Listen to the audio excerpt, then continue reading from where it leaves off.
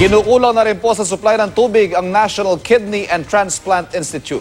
Wala silang magawa kundi limitahan ang pagtanggap ng mga pasyenteng dinadialysis kaysa itigil ang kanilang operasyon. Nakatutok si Lea Alves.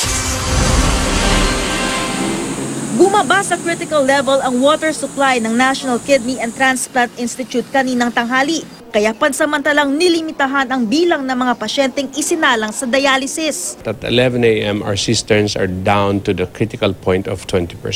And if we continue to do so, which patients are scheduled the whole day, we won't have enough water to run the dialysis facility. It doesn't have to shut down everything, but we really need to prioritize the critical patients. At sa halip na hemodialysis na gumagamit ng 100 to 150 liters ng tubig per session, siniship na ang ibang pasyente sa peritoneal dialysis na hamak na mas kaunting tubig ang kailangan. Full capacity parati ang dialysis center. Nasa 280 na dialysis patients ang kanilang sineserbisyohan kada araw. Kaya karaniwang nasa 1,500 cubic meters ang daily water consumption nila. Nitong mga nakaraang araw, may dumadaloy naman daw na tubig mula sa linya ng Manila Water. Pero sa hinaan ng pressure, di napupuno ang kanilang mga tangke. Di pa rin sapat kahit binuksan na nila ang kanilang balon. Nangako ang Manila Water sa DOH na hahatiran nito ng tubig ang mga apektadong ospital.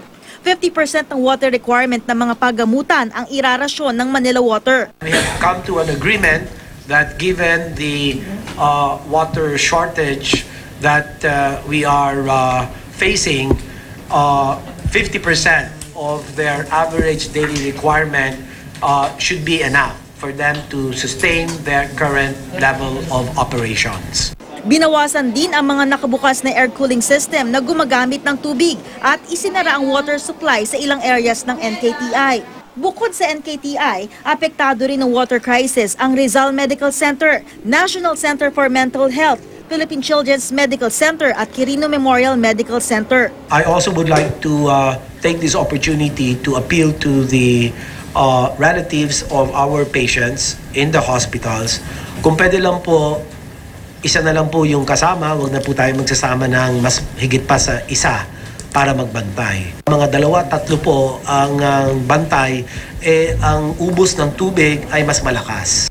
Si Emma, na ina ng kapwa kidney transplant patient at donor, nag-iipon ng tubig para tiyak na may magagamit kapag walang tumutulo sa gripo. Mahirap po talaga kasi konting kilos tubig po yung kailangan kasi kada hahawak ka sa pasyente, kailangan magugas ka muna ng kamay. Sa bagong rotational water schedule ng Manila Water, umaasa ang DOH at mga ospital na mas mapupunan ang kanilang mga pangangailangan sa supply ng tubig. Lea Alves, Nakatutok, 24 Oras.